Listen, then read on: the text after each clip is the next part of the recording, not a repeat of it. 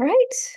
Hi, everyone. Welcome to this panel session uh, where we'll be discussing society organization and development and other key aspects of the organizational side of debating.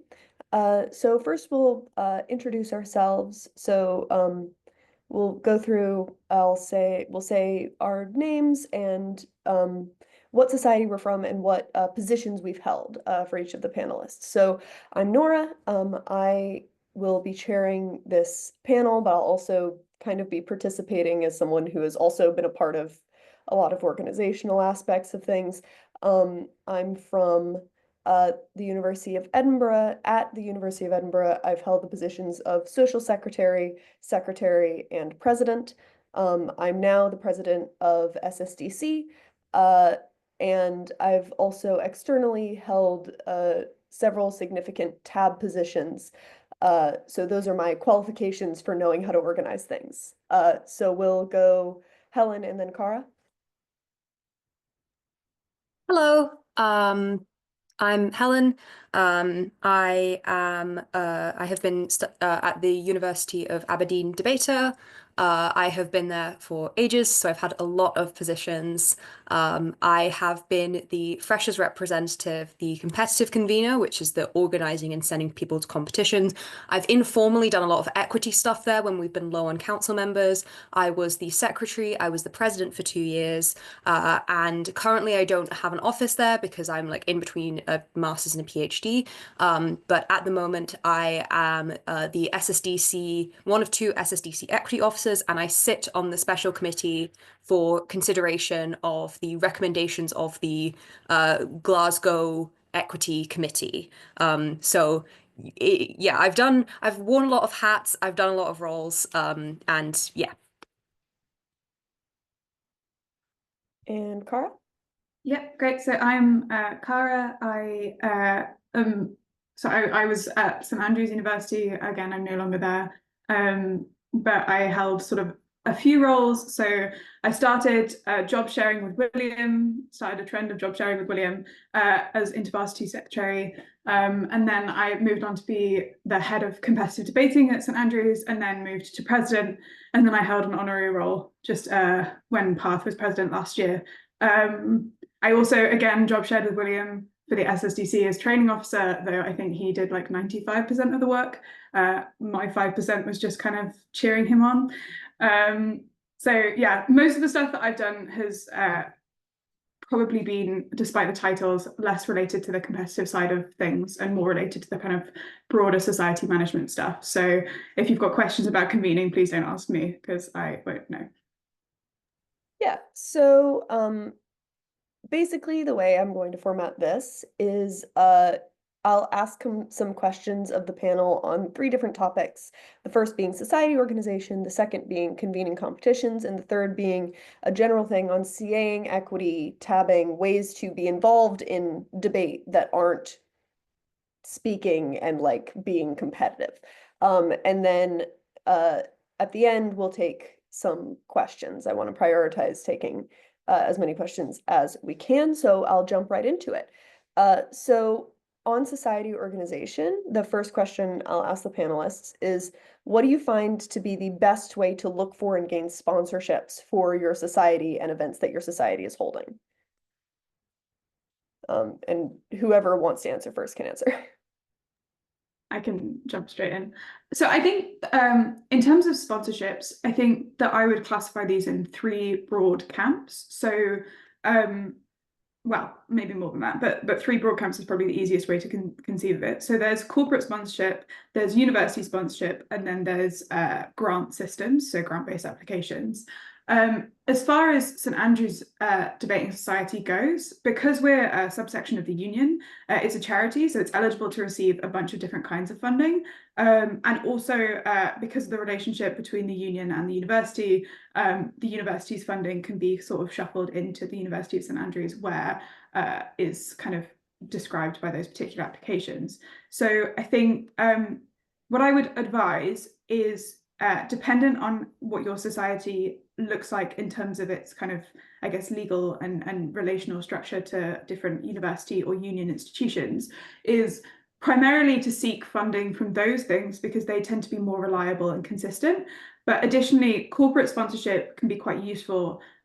So there was a floated idea when I was president of a relationship to be established between the Union Debating Society and one of the lettings agencies in St Andrews. We didn't pursue that because I didn't have enough time and it looked really complicated. But that was useful because local kind of groups that need kind of good standing with university students can be good at having that. The other thing is that the wing of like Rotary groups, for example, can also be useful to look at in terms of applications because they have a certain amount of money that they have to give as part of charitable donations, and that can be quite useful again for society funding. So not with the Union Debating Society, but with another charity that I work with, we've done quite a lot of grant applications from things like Rotary societies, and I see no reason as to why university societies that focus on charitable endeavours can be good for that.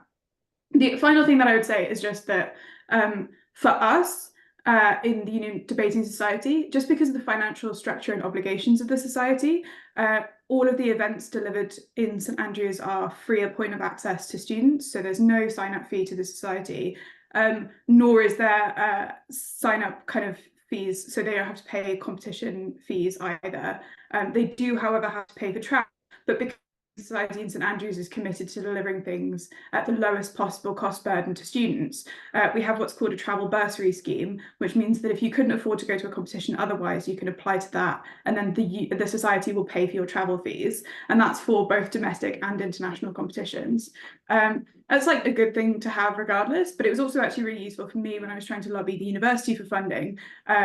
And we successfully got, I think, a round of funding that year. I'm not sure if it still exists, because when I was having conversations with the relevant people and the relevant kind of financiers at the university, I could basically point to this and say, we kind of don't have enough money to run this at the moment, but we have a high demand for it. So if you give us the money, then it will be directly kind of shuffled into this. And that's really good because, again, you're kind of pointing out the fact that you're providing something which is a good service that is desirable that people otherwise wouldn't be able to participate in. I don't have much I can contribute when it comes to applying for sponsorships. Aberdeen Debater is like vaguely affiliated with the student union. We are something called a student group, which is not a society, but gets a lot of the society benefits and it allows us to have more financial and like political autonomy. But our funding comes by grant from the university, and that was secured long before I like started at the institution. So we have never really needed sponsorships. There's been a couple of times we've discussed pursuing them so that we had a bit of extra stuff, but like we are really fortunate and we have the same kind of ethos of trying to make everything as affordable as possible at point of contact. So I guess my advice would be like try getting something stable is probably the most important type of thing that you can do, and having your funding structure be as reliable as possible is something that will save you a lot of time and a lot of headaches. We know from having been not a student group and then affiliating that the closer you can get with your university and your student union, and that you can get like the benefits from that, whether it be financial, whether it be political, or access to like freshers fairs or whatever, that's a good thing to be doing. Yeah, the thing I'll add is Edinburgh works very differently from Aberdeen and St Andrews in that Edinburgh Debates Union is only really affiliated with the Edinburgh Student Union in name. We don't get any financial backing from them other than applying to grants that anyone can apply to. And in those situations, I think that looking into and reaching out to law firms and publishing companies, just anything that could be vaguely related to debate is always a good way to go. You may not have like the most amount of luck with getting sponsorships from all those people right off the bat, but it's important to make sure you're putting interest out there if you are in a situation where you don't necessarily have access to this solid funding scheme. I know that post-COVID, a lot of societies had trouble getting sponsorships and trouble getting grants because a lot of companies just weren't in the financial place to do that. But from what I've observed, this is kind of going on the upswing now. More companies are interested in doing sponsorships. So the first thing I say is make sure you're reaching out to people who may be interested in, like, future debate graduates who might become lawyers or whatever, right? But also, when you get someone who does reach out to you, make sure you consider it really fully and don't necessarily just push it to the side because it's not necessarily the most desirable thing, because probably the most desirable thing for a university society is often to have the money in order to do the things. And, if you don't have the money, you can't do the things. So consider the ways to do that. I think I'll move to my next question, which I think is a really important one.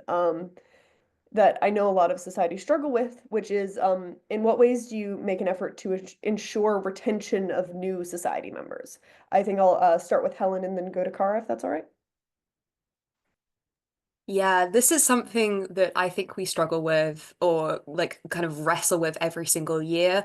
Um, I remember like going to competitions and talking to like people from Edinburgh and Glasgow, and they're like, wow, we have like 50 new people. And I'm like, we have 5. And then I Googled like the population of the universities, and you guys have 10 times more students. And I'm like, oh shit, we have 10 times more people. So I think that this is like dependent on where you are in your university, where your debate society is in like almost how good they are on the global stage. But for Aberdeen, we are fine. We're good in Scotland, and we haven't like broken at majors, and we're probably not going to break at majors, and that's pretty chill.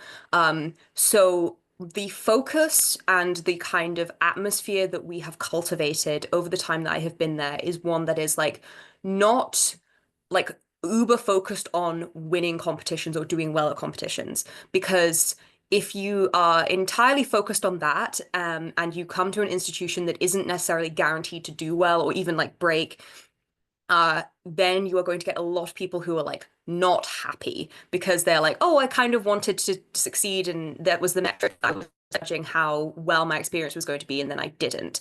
And having spent a lot of time languishing in bin rooms, especially like during the online era, what we ended up coming to is like an ethos that debating should first and foremost be a fun experience, and that it should be a welcoming experience. So we, while we do like care a lot about competitions, we also care that our competitive squad are all friends with each other and that we have a good time. And when we go to competitions, we travel as a group and we try and make it as fun an experience as possible.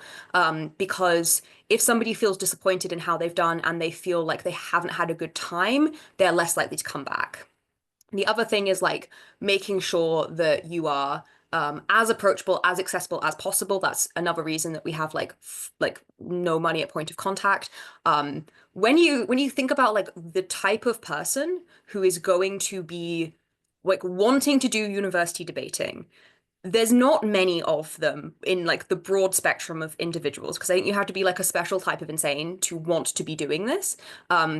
If they walk through the door, then you need to make sure that they stay in the door. You become friends with them. You try and invite them in. And certainly by having it be as fun as possible, that's how we do that. We're really lucky that like competitive success has started to follow us since, and that is also helpful. But like when you are a society that is not doing like well competitively, to keep people in, you've got to make them want to socialize with you, would be like my big thing. And that's why we do stuff like Wagball. That's why we generally like meme and take the piss when possible. And that's why we try to like be really good friends with our freshers first and foremost. Yeah, Cara, anything to add? Yeah, I think so. I started university in 2020. So obviously there was pretty low like recruitment levels in societies at that point in time. So I think that I kind of just picked the Union Debating Society and like latched on for dear life, and that was that for me. In terms of like, other recruits of my year, I think by the end I was like the last remaining soldier. There are a couple of other people who sort of stuck around socially, and obviously everyone knows Freddie at Dundee. But I think it remained sort of throughout the entire time that I was on board in the Union Debating Society that retention was obviously one of the most important things. St Andrews has benefited by the fact that the competitive kind of stuff exists only as one subcomponent of the society. So I used to sort of envision it when I was president as 3 sections of a society. Our committee structure somewhat helped with this. And the first section was competitive debating. The second section was our kind of public side debates, which I know that Aberdeen also do. And then our third section was kind of the social life of the society. On the third, it kind of became quite important to me, and I kind of continually observed that actually retention from competitive debating, and actually, so the kind of, if you think of the revolving door effect that people talk about in like politics, the revolving door effect of people kind of coming into competitive debating, becoming core social members, and then joining committee was like one of the major points of observation that I had. So it sort of became important to me to try and maintain a level of recruitment in competitive debating that could translate itself into the social life. In terms of what we did to do this, it's all of the stuff that Helen's already mentioned. Actually, at St Andrews, one of the things that we found most useful, largely, don't ask too many questions, is we have 3 competitions a year, which are purely internal competitions. I know that at points we've asked other people to come help and judge because we struggle with that sometimes. But these consist of a cubs that we have at the beginning of the year, which is exclusively for kind of newbies to come in. We have a pro-am as well, so we partner people up. That one is really great because you're not only having kind of a good fun competition day, but you're also actually just directly forcing friendships between more experienced and less experienced members. That's great as well. And then we do sometimes like a novelty competition at the end of the year, although that tends to vary depending on like the level of kind of continuation that we have in membership, and those are really great. So I would thoroughly recommend that to any society. And that's a good point, which is that to newer societies or societies that are struggling to persuade people to kind of go elsewhere, St Andrews is like in the middle of fucking nowhere, so we struggle with that. It's good to have these internal competitions because that way people still get the joy of a kind of competition day if you think it's joyful, but they don't have to kind of travel or sleep on someone's floor. And for me, that was one of the most intimidating points to start with, especially because when I joined St Andrews Debating Society, it's very much changed now. There was very little gender diversity, and so I was oftentimes one of the only WDMs traveling to competitions. That was quite a big deal for me at the time, and so I think these internal competitions help to kind of smooth out those more tricky parts, which I think is really good. The only other thing I will say, and I'm conscious that I'm kind of rambling on, is and this links back to the funding question, is that at St Andrews we were quite fortunate to have a decent amount of money that we could spend on investment, what I sort of thought of as investment activities. And so when I became president, it became important to me to have a big commercial social venture that would eventually become profitable at the end, that we could use to kind of recycle funding back into competition attendance, paying for our kind of public side of things as well. Because although we got money from the union is fickle in more ways than one. So we kind of knew that we weren't always going to be able to consistently rely on the level of funding from the union. And so I started and kind of campaigned for, and was luckily helped by a very supportive group of people, the 1794 ball, and that was great. It made profit in its first year, not a huge amount, but it did, and that was great because it was a huge social event that a lot of people could attend, and then people who weren't even interested in competitive debating or in our public side of debating knew about it, came to the event, and then translated that into attending things. So I've spoken to some people who are in the competitive side at St Andrews, whose only reason that they really started debating was because they went to this ball, and that was great. So I think that I would be careful about it, and I would only ever do an event if you think that you're going to be able to break even at least. But I wouldn't be afraid to spend money on these kind of social events, even though they're not your kind of direct point of kind of, they're not part of your like mission statement, I guess, because they can be really useful in creating a community, and that's something that really does exist in St Andrews. And you know, if anyone looks at my like Instagram over the past like 4 years, it's exclusively people who are in like the St Andrews Debating Society, and there's a reason for that, which is that it became like a really lovely kind of community, and it always has been. And that was really great, and one of the main reasons that I think the majority of our board members stayed was because that kind of social aspect and the friendships that exist there. So I think I would say it's really important, and I would also say invest in what's really important. The only thing I'll add on that is on training, because I think that obviously friendship and community is all incredibly important, but there will be people who are entering a debating society because what they want is to do good in debating. And I think that making sure that your training program is beginner friendly but progressive is incredibly important. So the way Edinburgh does it is any 1 week of the year, or every week we have our beginner workshop on Mondays, and we have our invite only competitive training later in the week. But on Mondays, the goal is that anyone should be able to come in at any time and be able to participate without having known anything beforehand. It's not like you can't go to one thing and then you miss everything, but you still learn something new every session. You learn about a new type of motion or a new type of way, like how to do a deputy or whatever. But I think the other really important thing is that despite our competitive training being invite only, which I do support for the sake of like future society development, it's not so exclusive that it's like only the best of the best get to go to competitive training, right? What we do is we make sure that the seniors are constantly watching all of the newer people, and our basic criteria for when you go to competitive training is when the Monday workshops just aren't helping you anymore, or you've gotten to a point where you are going to progress more if you have competitive training. Whereas if you aren't invited, it's usually just because you still can learn a lot from what the workshops are giving you, and competitive training might have you out of your depth. It's not about like making sure that it's a really exclusive little club over there. It's about making sure that you are going to be the one who benefits the most from the position you are in. And so we make sure that we're constantly updating that and constantly inviting people, because I also know it can be incredibly frustrating if you feel like you've been overlooked, or you feel like you're better than people think you are. So I think the other really important thing is to make sure that you're watching your new people and seeing how they're progressing. For the sake of time, I'm going to ask one more question in this section and then move on to convening competitions, unless anyone has anything important to add now.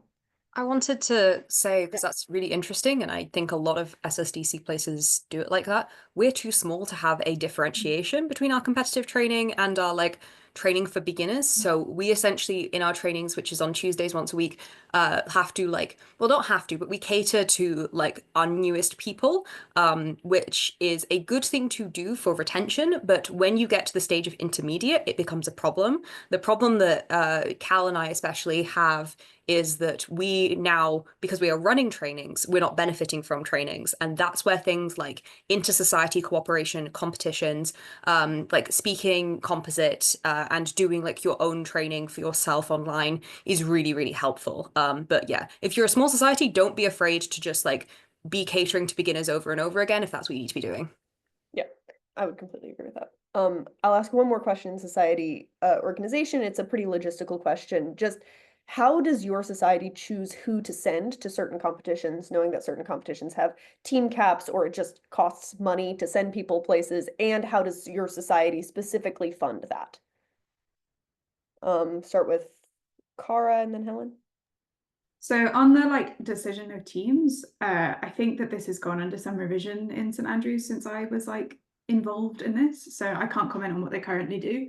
I think what I would say is generally, if this is my opinion, I'm not sure if this is still what's done. I think you should preference people having some degree of choice, but obviously be aware of the fact that like sending the same team every time to a competition can be detrimental to like society development and also to just the individual development of those people. But I think oftentimes if I'm paying, this is like just based on personal kind of opinion, if I'm paying to go to a competition, I don't want to go with someone who I like don't like. Not that that's true for anyone at St Andrews, sorry.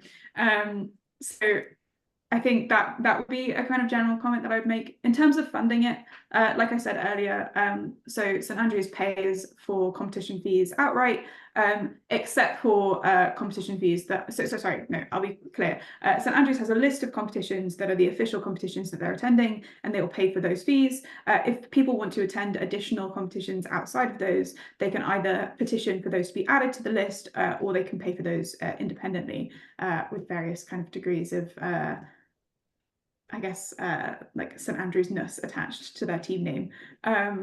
So that's what I would say. In terms of composite teams, that's probably more up for negotiation of like, you know, why the composite team has come about and with which society it is. In general, I think my opinion would be that the society with the greatest degree of wealth should probably be covering composite fees, although it can just be like divided between the two. It kind of depends on like individual circumstances. And again, like I said, St Andrews has a travel bursary scheme. This is because the society can't afford to pay for all of the travel to all competitions. That would just like bankrupt us like immediately.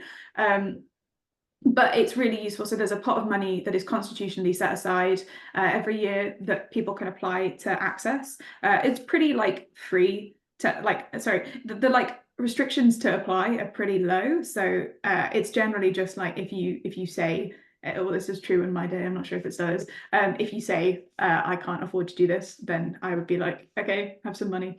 And that would generally be the kind of way. Obviously, it's difficult for societies with lower levels of funding to make that kind of level of commitment. But I do generally think that even if you can't afford to pay for all competition fees or all travel fees, some form of like bursary scheme is really good at ensuring that you have a more equal society, and also is, again, like Helen mentioned before, about the kind of free at point of access. It's really good about like making sure that beginners can come in, because it's quite a big financial investment. Like a single competition can be quite a big financial investment if you don't know if you're going to enjoy it. So I think just having some money towards at least beginners can be really useful to try and ensure that they're willing to kind of continue to participate. Yeah, when I was competitive convener, which was like 3 or so years ago, we didn't have so much of a problem when it came to like making sure everybody who wanted to go to competitions went to competitions, because I would collect interest and I would apply for that many teams of people that were interested, and usually we got it. The only time that this is really a big problem is like Ancients, where they have a really strict team cap, and Euros, where we have a trial system anyway.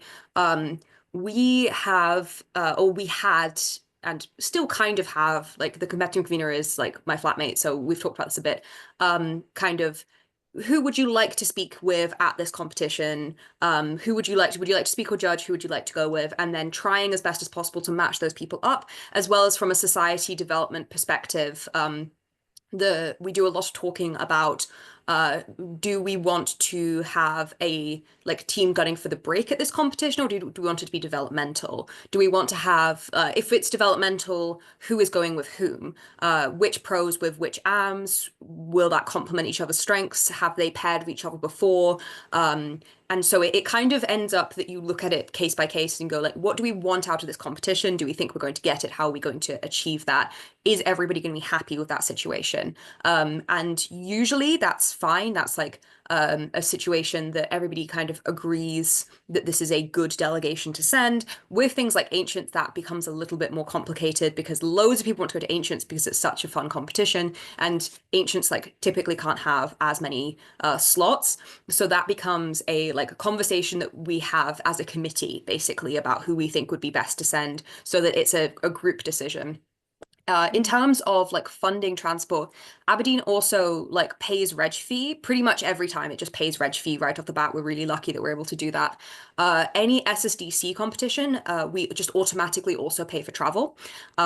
So like really, really glad that NECs came, because that really reduced costs. Loads and loads of our members are of the age where they can get free bus travel. And before then we had like not a requirement, but a very strong recommendation that people get their hands on rail cards so that it was cheaper. And everything like that. There's been a few times when you're traveling outside and it's not an international competition like a majors where we discuss it in council ad hoc to decide what funding is going to be. If you can't afford it, you can also like petition to council to get it paid for. That's happened a few times as well. It is like, it kind of isn't a bursary scheme, which is a very cool idea. And I think that like it might be worth stealing. But it is like trying to make transport as cheap as possible. There's a lot of times that I have been the only one who has been paid for travel because everyone else has been able to afford the free bus, or everybody else has got the free bus. But yeah, it's very interesting.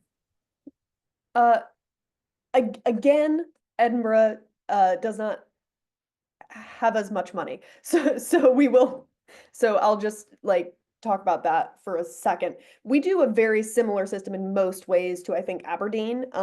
Our only real difference is we have so many members that a lot of times you'll sign up for a comp and your speaker preference is like, we will do our best, but you might just be paired with someone and you have to choose, do you want to go to this comp or do you want to speak with this person? If you want to speak with this person, you can register for a team slot open. We've also, I think last year our competitions convener made a guide on how to reg open for competitions. On like composite teams, we don't usually cover that. The only real difference is that for ancients and comps like that ancient specifically is a seniority competition. So anyone who hasn't gone before and/or is graduating that year gets priority, and that's the basics on that, but it doesn't matter that much. We cover 75% of reg fee, unless it is your first ever competition, in which we cover 100%. And we have a £15 travel subsidy for anything south of Newcastle, I believe. Obviously, not as much money going into that.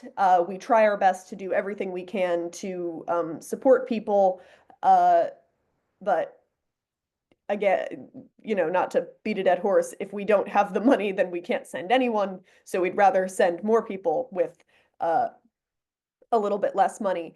And yeah, our system is very, very similar. I think that an important aspect of choosing what teams go is exactly what Helen talked about. What are you looking for? We usually try to send a combo of like, here's a team that's going for the break, and here's a team that's more of a pro-am or more of a developmental thing. What is each comp's vibe? Like, you're less likely to send a developmental team to LSE Open, for example. And it's good. I also think it's good to be very transparent about what kind of comp things are, right? If you're sending two novices to ancients, you should be very honest with them about like how hard of a comp it is. And you should send teams based on the way that, like, based on the experience they are likely to have at that comp. I'm not at all saying don't send novices to hard comps. I'm saying give them transparency and honesty to, if we're sending you to this comp, this might be hard. I say this because, like, quick anecdote, there were two teams from Jamaica at Worlds who didn't realize it was Worlds and ended up fourthing almost every round and dropping on the last day because they did not realize that it was the World Championship, and they were just kind of dejected from having fourthed a bunch against really good teams. This is what we want to avoid, because going back to retention, that's not a very good way to retain debaters. So I value that sort of transparency quite a lot. Does anyone want to add anything, or can I move on to convening competitions? Because I understand that I am kind of a bit I think slow. I just really briefly add on to the kind of transparency thing, because I think it's important, just really like widely in societies, is that I think the times when I had to deal with issues in St Andrews about people complaining about certain pairings being kind of forwarded or whatever, was always just because people didn't know the reasons why they had happened. And if people don't know the reasons why, then they can't come up with like good reasons about why it shouldn't happen like that, which just means that you end up with like a lower quality degree of kind of society management overall. And so I think for me, I've always thought that kind of transparency about like who's deciding the pairings, why are they deciding these ones, what, like Nora said, which competitions should we be kind of prioritizing certain people for and why are all super important. And again, like Nora said, are really helpful in terms of maintaining retention. But when I was president of St Andrews, I just remember thinking, this is a huge society that I have to do so much for, like, and I am the kind of the butt ends of me on so many things. All I want is someone to tell me what they think about something so that I can factor it into my decision-making process about a variety of decisions, whether that's kind of EDI stuff or society management or competition convening, all of these things. And so I think what I would say is really like make sure that you have open channels of communication with all society members that go both ways. So not only you explaining why things happen, but also make sure that you're taking into account the opinions of particular people. And that's like just the most, I think, important thing to take away from this. Yeah. You know what? I've been way too slow, my apologies. So I'm going to just ask Helen about convening a competition, and then I'm going to move into questions. And I think all three of us would be willing to answer questions via Facebook Messenger or whatever in the future if people want to expand on things to a greater extent. So Helen, I'm just going to ask what steps you follow to convene a competition. Yes. So we have not had the best track record with convening competitions, but it also means that when I left the presidency, I wrote out a like guide with specific times and put it in the Google Drive and was like, this is like how ideally a competition should be convened. The first thing when you want to do a competition is like check it doesn't clash with anything. So we go on the global debating spreadsheet, which is the best tool ever. Check that it doesn't clash with anything, at least SSDC, preferably like the entire of like, you know, the north half of the like British Isles if you can.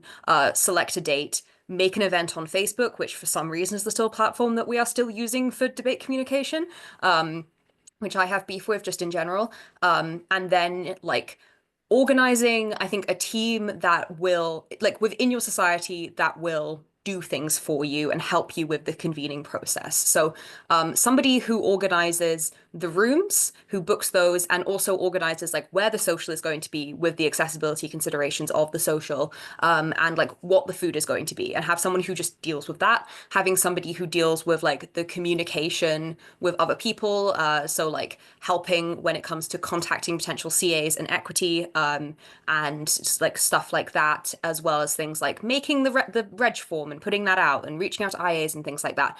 And then somebody who deals with crash and who from your institution is going would be how I would recommend like splitting that up. Crash is very difficult if you are a small institution, because there aren't going to be as many people who are like willing or able to host other people. This is a problem that we like consistently have. I've had a lot of people crashing in my flat before because like it's one of the only places that's been available. Last time for Bogwell, we needed to use a hotel because there was just not enough like crash space available.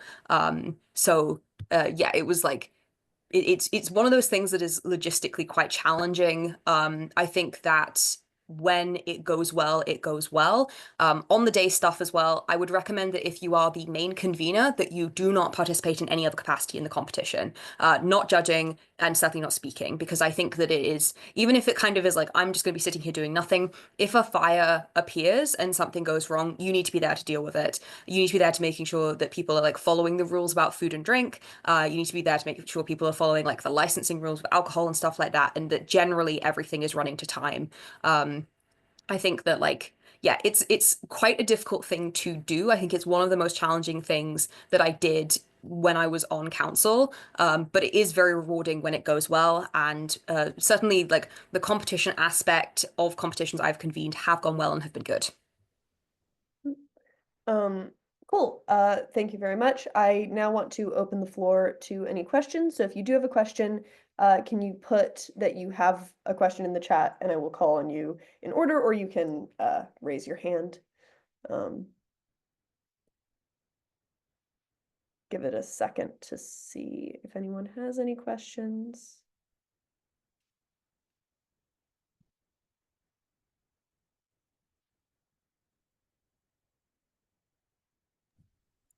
If nobody has a question, I have a question that I'd like to lob to you guys. Yeah, Helen, why don't we do that? Great. So we are all women, and we have all been presidents and positions of power. Is that experience, you think, what are the unique challenges of that experience? How do you find being a woman and gender minority within debating? What type of like challenges and what advice would you give to a WGM starting out? Well, I can kind of start with that. I didn't have a lot of trouble within my society, I wouldn't say, being a WGM president or anything. I found that my society was pretty accepting of that and like was very, you know, supportive. The place I've found more trouble is in the wider debate community at times, especially being a somewhat prominent tabber at this point in time.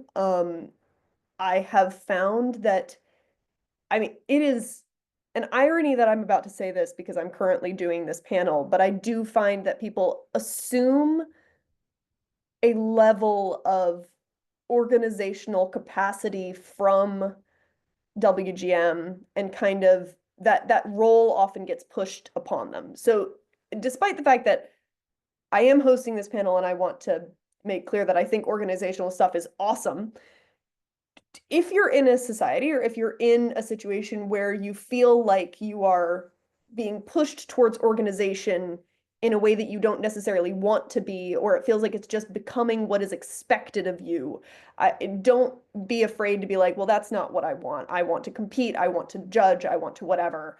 I chose to start tabbing, but I certainly do think there's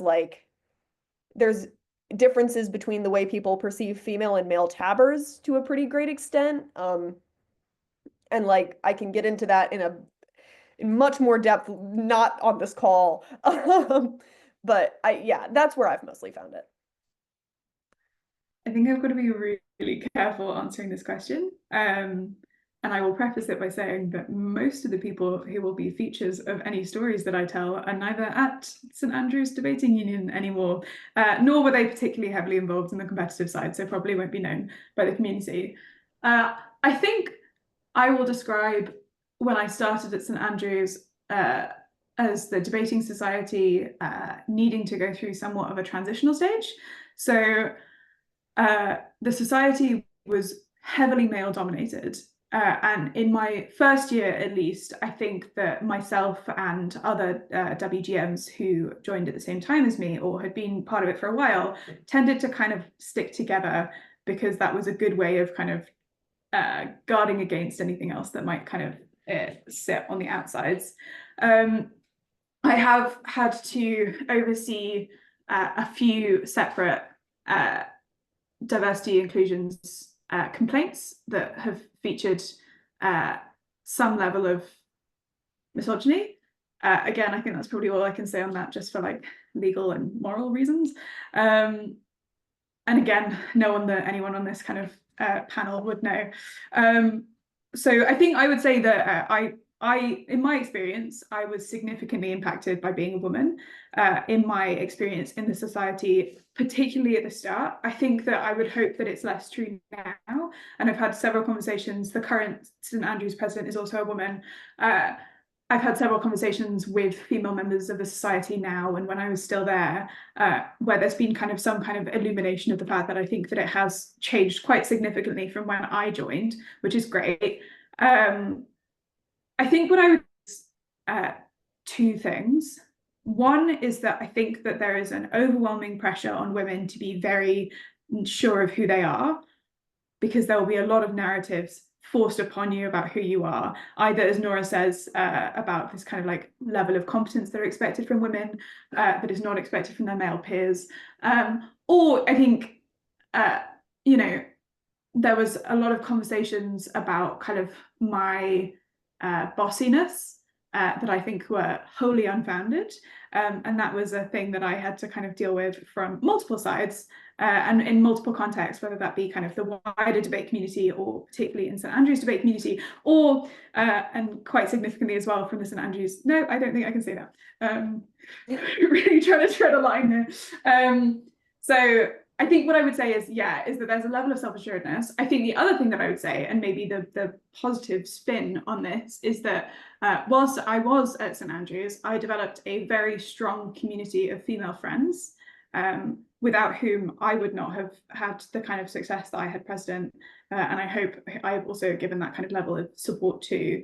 And also actually probably more helpfully to anyone involved, St Andrews, I think, has benefited from increasing clarity in a diversity and inclusions policy and complaints procedure that has allowed for when I was there, allowed for a platform for me at least to raise some of these concerns to people who could actually do something about it. I do like the traditional, everything that I've said is alleged, and it might not be true. I might just be telling fantasies. Yeah, I do think it is like a very interesting intersection of being a woman in leadership. Like I struggle to say like how much of my experience on committee was shaped by me being a woman, especially like towards the end of my tenure because we got so much more diverse. But when I was in second year, I tried to lobby for an initiative for like WGM participants of like debating for WGM participants because I noticed that there was about 3 women total, and there was only 1 person of color. And the feedback is the nice word, was not good. Somebody wrote a opine for the student newspaper about how much it annoyed them that we were trying to do this like gender diversity initiative, and we got like a bunch of hate from literally all sides of the political spectrum because we were like trying to do diversity.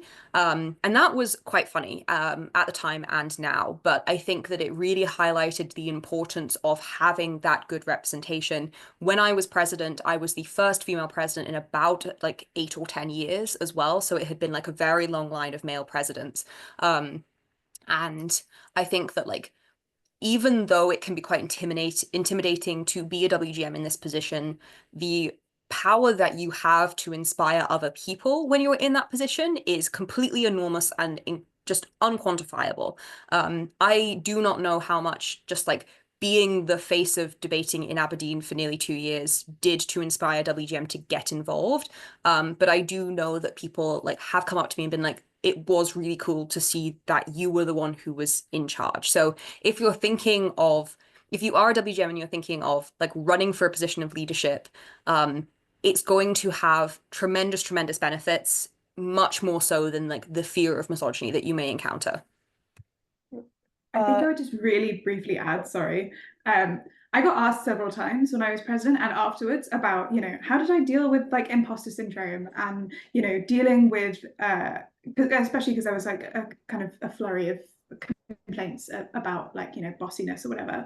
How do I deal with like imposter syndrome? And the answer is I just didn't. Like, and maybe that's telling about who I am as a person, but that was never something that kind of factored in. It's an elected position. I was like, people didn't want me there. They would have elected the other guy. And I think that's another thing that I would just say is if you are also in a position of leadership, it's because other people have also seen that you are worthwhile and deserving of that position, as well as you having the competence and the skills to do it. So I would just say, like, it's all background noise to the task at hand. So just ignore it, basically.